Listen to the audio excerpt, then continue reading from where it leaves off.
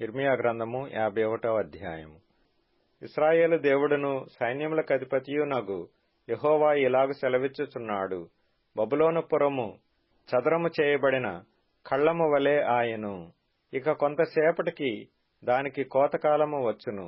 బబులోను రాజైన నెబుకద్రెజరు మమ్మును మ్రింగివేసెను, మమ్మును నుగ్గు చేసెను, మమ్మును వట్టికుండ వలె ఉంచియున్నాడు. భుజంగము మ్రింగునట్లు మమ్మును మ్రింగెను. మా శ్రేష్ఠ పదార్థములతో తన పొట్ట నింపుకొని మమ్మును పారవేసియున్నాడు. నాకును నా దేహమునకును చేయబడిన హింస బబులోను మీదికి ప్రతికార రూపముగా దిగునుగాక అని సీయోను నివాసి అనుకొనును. నా ఉసురు కల్దీయ దేశ నివాసులకు తగులునుగాక అని యెరూషలేము అనుకొనును. యెహోవా ఇలాగ సెలవిచ్చుచున్నాడు. ఆలకించుము, నీ వ్యాజ్యమును నేను జరిగించుదును. నీ నిమిత్తము నేనే పగ తీర్చుకొందును. దాని సముద్రమును నేనెండకట్టుదును, దాని ఊటను ఇంకిపోజేయుదును. బబులోను నిర్జనమై కసువు దిబ్బలుగా ఉండును, నక్కలకు నివాస స్థలమగును. అది పాడై ఎగతాళికి కారణముగా ఉండును. వారు కూడి సింహముల వలె బొబ్బరింతురు, సింహముల పిల్లల వలె గుర్రుపెట్టుదురు. వారు సంతోషించి మేలుకొనక చిరకాలము నిద్ర నొందునట్లు వారు దప్పిగొనగా వారికి మద్యమునిచ్చి వారిని మత్తిల్లజేసెదను. ఇదే యెహోవా వాక్కు. గొర్రెపిల్లలు వదకుపోవునట్లును, మేకపోతులును పొట్టేళ్లును వదకుపోవునట్లును వారిని వదకు రప్పించెదను. శేషకు పట్టబడెను, జగత్ ప్రసిద్ధమైన పట్టణము పట్టబడెను. బబులోను జనములకు విస్మయాస్పదమాయెను. సముద్రము బబులోను మీదికి వచ్చెను. ఆమె దాని తరంగముల ధ్వనితో నిండుకొనెను. దాని పట్టణములు పాడుగాను, ఎండిన భూమిగాను, అరణ్యముగాను, నిర్మానుష్యమైన భూమిగాను ఉండెను. ఏ నరుడునూ దాని మీదుగా ప్రయాణము చేయడు. బబులోనులోనే బేలును శిక్షించుచున్నాను. వాడు మ్రింగిన దానిని వాని నోట నుండి కక్కించుచున్నాను. ఇక మీదట జనములు వాని యొద్దకు సమూహములుగా కూడి రావు. బబులోను ప్రాకారము కూలును. నా జనులారా, మీరు దానిలో నుండి బయటకు వెళ్ళుడి. యెహోవా కోపాగ్ని నుండి తప్పించుకొనుడి. మీ ప్రాణములను రక్షించుకొనుడి. ఏటేటా వదంతి పుట్టుచూ వచ్చును. దేశములో బలాత్కారము జరుగుచున్నది. ఏలిక మీద ఏలిక లేచుచున్నాడు. దేశములో వినబడు వదంతికి భయపడకుడి. మీ హృదయములలో దిగులు పుట్టనీయకుడి. రాబోవు దినములలో నేను బబులోను యొక్క చెక్కిన విగ్రహములను శిక్షింతును. దాని దేశమంతయు అవమానము నొందును. జనులు హతులై దాని మధ్యను కూలెదరు.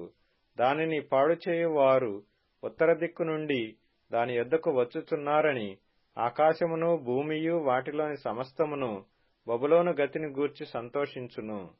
ఇదే యెహోవా వాక్కు. బబులోను ఇశ్రాయేలులో హతులైన వారిని కూలజేసినట్లు సర్వభూమిలో బబులోను నిమిత్తము హతులైన వారు కూలుదురు.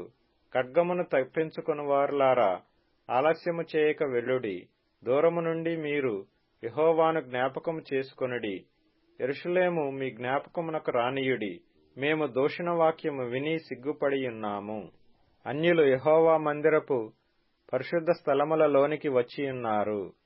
మా ముఖములు తెల్లబోవుచున్నవి. ఇదే యెహోవా వాక్కు. రాబోవు దినములలో నేను బబులోను యొక్క విగ్రహములను శిక్షింతును. ఆమె దేశమందంతటను గాయపరచబడిన వారు మూల్గుదురు. బబులోను తన బలమైన ఉన్నత స్థలములను దుర్గములుగా చేసుకుని ఆకాశమునకు ఎక్కినను పాడుచేయువారు నా యొద్ద నుండి వచ్చి దానిమీద పడుదురు. ఇదే యెహోవా వాక్కు. ఆలకించుడి, బబులోనులో నుండి రోదన ధ్వని వినబడుచున్నది. కల్దీల దేశములో మహానాశన ధ్వని వినబడుచున్నది. యెహోవా బబులోనును పాడుచేయుచున్నాడు. దాని మహాఘోషను అణచివేయుచున్నాడు. వారి తరంగములు ప్రవాహ జలముల వలె ఘోషించుచున్నవి. వారి ఆర్భాటము వినబడుచున్నది. బబులోను మీదికి పాడుచేయువాడు వచ్చుచున్నాడు. దాని బలాఢ్యులు పట్టబడియున్నారు. వారి విండ్లు విరిగిపోయినవి. యెహోవా ప్రతీకారము చేయు దేవుడు గనుక నిశ్చయముగా ఆయన క్రియకు ప్రతిక్రియ చేయును. దాని అధిపతులను, జ్ఞానులను, అధికారులను, సంస్థానాధిపతులను బలాఢ్యులను మత్తిల్ల చేసెదను. వారు చిరకాల నిద్ర నొంది మేలు కొనకపోదురు.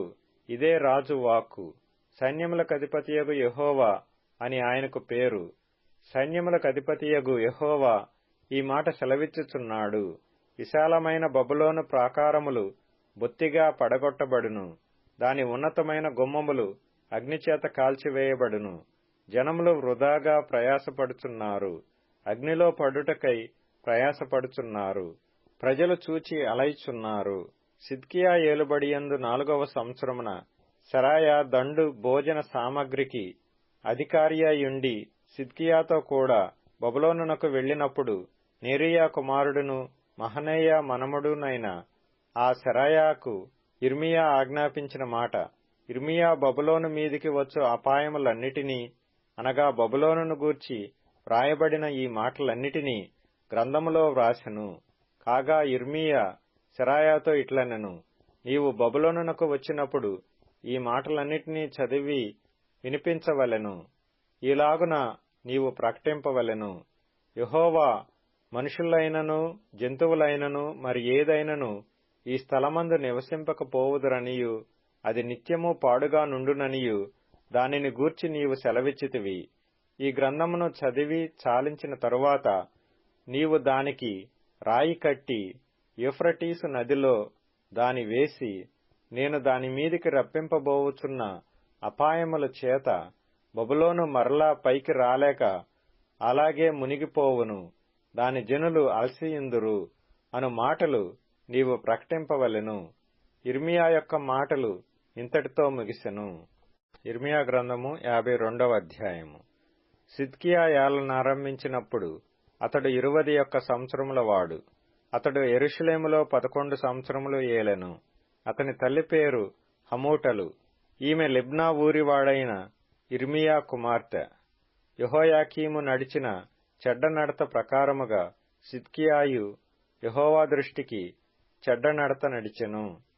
యెహోవా కోపపడి తన ఎదుట నుండకుండా వారిని తోలివేయునంతగా ఆ చర్య యెరూషలేములోను యూదాలోను జరిగెను.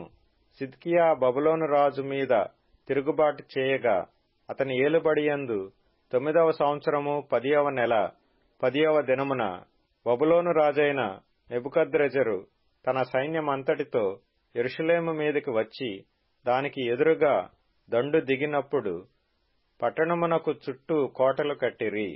అలాగు జరుగగా సిద్కియా ఏలుబడియందు 11వ సంవత్సరము వరకు పట్టణము ముట్టడిలో నుంచబడెను. 4వ నెల 9వ దినమున క్షేమము పట్టణములో హెచ్చుగానున్నప్పుడు దేశ ప్రజలకు ఆహారము లేకపోయెను. పట్టణ ప్రాకారములు పడగొట్టబడగా సైనికులందరూ పారిపోయి రాజు తోటకు దాపైన 2 గోడల మధ్యనున్న ద్వారపు మార్గమున రాత్రియందు పట్టణములో నుండి బయలు వెళ్లిరి. కల్దీయులు పట్టణమును చుట్టుకొనియుండగా సైనికులు యొర్దాను నది మార్గముగా తరలిపోయిరి. కల్దీయుల దండు సిద్కియా రాజును తరిమి యెరికో మైదానములో అతని కలుసుకొనగా అతని దండంతయు అతని యొద్ద నుండి చెదరిపోయెను. వారు రాజును పట్టుకొని హమాతు దేశమునందలి రిబ్లా పట్టణముననున్న బబులోను రాజునొద్దకు అతని తీసుకొని పోగా అతడు అచ్చటనే సిద్కియా రాజునకు శిక్ష విధించెను. బబులోను రాజు సిద్కియా కుమారులను అతని కన్నుల ఎదుట చంపించెను. మరియు అతడు రిబ్లాలో యూదా అధిపతులనందరినీ చంపించెను. బబులోను రాజు సిద్కియా కన్నులు ఊడదీయించి 2 సంకెళ్లతో అతని బంధించి బబులోనునకు అతని తీసుకొని పోయి మరణమగు వరకు చెరసాలలో అతని పెట్టించెను. 5వ నెల 10వ దినమున అనగా బబులోను రాజైన నెబుకద్రెజరు ఏలుబడియందు 19వ సంవత్సరమున బబులోను రాజు ఎదుట నిలుచు నెబూజరదానను రాజదేహ సంరక్షకుల అధిపతి యెరూషలేమునకు వచ్చెను. అతడు యెహోవా మందిరమును రాజనగరును యెరూషలేములోని గొప్పవారి ఇండ్లనన్నిటినీ కాల్చివేసెను. మరియు రాజదేహ సంరక్షకుల అధిపతితో కూడా నుండిన కల్దీయుల సేవా సంబంధులందరూ యెరూషలేము చుట్టూనున్న ప్రాకారములన్నిటినీ పడగొట్టిరి.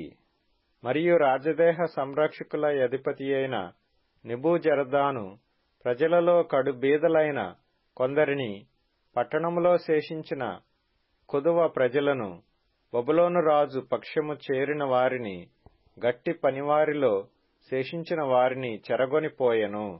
అయితే రాజదేహ సంరక్షకుల అధిపతి అయిన నెబూజరదాను ద్రాక్షావనములను చక్కపరచుటకును సేద్యము చేయుటకును కడు బీదలలో కొందరిని ఉండనిచ్చెను. కీర్తనల గ్రంథం 119వ కీర్తన. నేను నీతి న్యాయముల ననుసరించుచున్నాను. నన్ను బాధించు వారి వశమున నన్ను విడిచిపెట్టకుము. మేలు కొరకు నీ సేవకునికి పూటపడుము. గర్విష్ఠులు నన్ను బాధింపకయుందురుగాక. నీ రక్షణ కొరకు నీతిగల నీ మాట కొరకు కనిపెట్టుచు నా కన్నులు క్షీణించుచున్నవి. నీ కృప చొప్పున నీ సేవకునికి మేలు చేయుము. నీ కట్టడలను నాకు బోధింపుము. నేను నీ సేవకుడను. నీ శాసనములను గ్రహించున్నట్లు నాకు జ్ఞానము కలగచేయుము. జనులు నీ ధర్మశాస్త్రమును నిరర్థకము చేసియున్నారు. యెహోవా తన క్రియ జరిగించుటకు ఇదే సమయము. బంగారు కంటెను అపరంజి కంటెను నీ ఆజ్ఞలు నాకు ప్రియముగానున్నవి. నీ ఉపదేశములన్నీయు యథార్థములని నేను వాటిని మన్నించుచున్నాను. అబద్ధ మార్గములన్నీయు నాకసహ్యములు. సామెతల గ్రంథం 26వ అధ్యాయం. గుంటను త్రవ్వువాడే దానిలో పడును. రాతిని పొర్లించు వాని మీదికి అది తిరిగి వచ్చును. అబద్ధములాడువాడు తాను నలగగొట్టిన వారిని ద్వేషించును. ఇచ్చకపు మాటలాడు నోరు నష్టము కలగజేయును. హెబ్రీయులకు రాసిన పత్రిక 3వ అధ్యాయం. సహోదరులారా, జీవం గల దేవుని విడిచిపోవునట్టి విశ్వాసము లేని దుష్ట హృదయము మీలో ఎవనియందైనను ఒకవేళ ఉండునేమో అని జాగ్రత్తగా చూచుకొనుడి. నేడు మీరాయన శబ్దమును వినిన ఎడల కోపము పుట్టించినప్పటి వలె మీ హృదయములను కఠినపరచుకొనకుడి అని ఆయన చెప్పెను గనుక, పాపము వలన కలుగు భ్రమచేత మీలో ఎవడును కఠినపరచబడకుండునట్లు నేడు అనబడు సమయముండగాని ప్రతి దినమును ఒకనికొకడు బుద్ధి చెప్పుకొనుడి.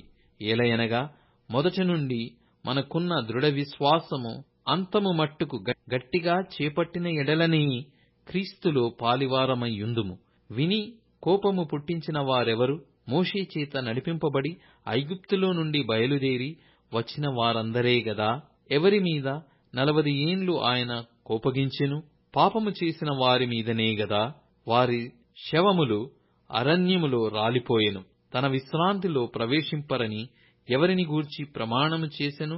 అవిధేయులైన వారిని గూర్చియే గదా. కాగా అవిశ్వాసము చేతనే వారు ప్రవేశింపలేక పోయిరని గ్రహించుచున్నాము.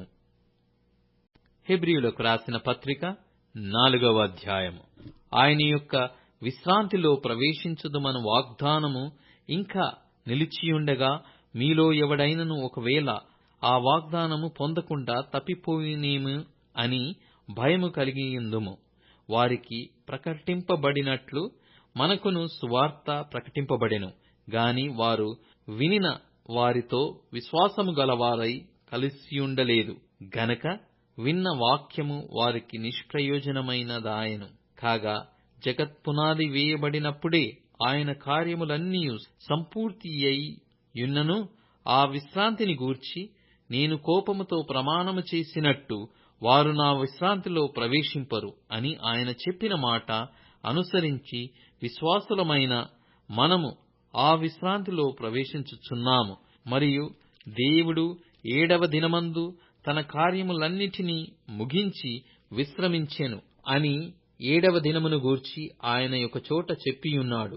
ఇదియునుగాక ఈ చోటుననే వారు నా విశ్రాంతిలో ప్రవేశింపరు అని చెప్పియున్నాడు. కాగా ఎవరో కొందరు విశ్రాంతిలో ప్రవేశించుదురను మాట నిశ్చయము గనక ముందు సువార్త వినిన వారు అవిధేయత చేత ప్రవేశింపలేదు గనుకను నేడు మీరాయన మాట వినిన ఎడల మీ హృదయములను కఠినపరచుకొనకుడని వెనుక చెప్పబడిన ప్రకారము ఇంతకాలమైన తరువాత దావీదు గ్రంథములో నేడని ఒక దినమును నిర్ణయించుచున్నాడు.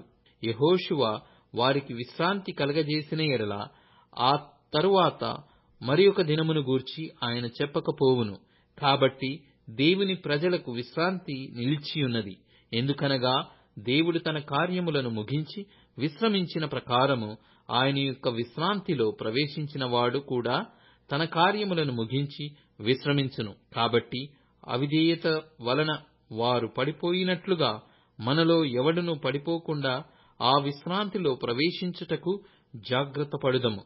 ఎందుకనగా దేవుని వాక్యము సజీవమై బలము గలదై రెండంచులు గల ఎటువంటి ఖడ్గము కంటెను వాడిగా ఉండి ప్రాణాత్మలను కీళ్లను మూలుగను విభజించునంత మట్టుకు దూరుచు హృదయము యొక్క తలంపులను ఆలోచనలను శోధించుచున్నది. మరియు ఆయన దృష్టికి కనబడని సృష్టము ఏదియూ లేదు.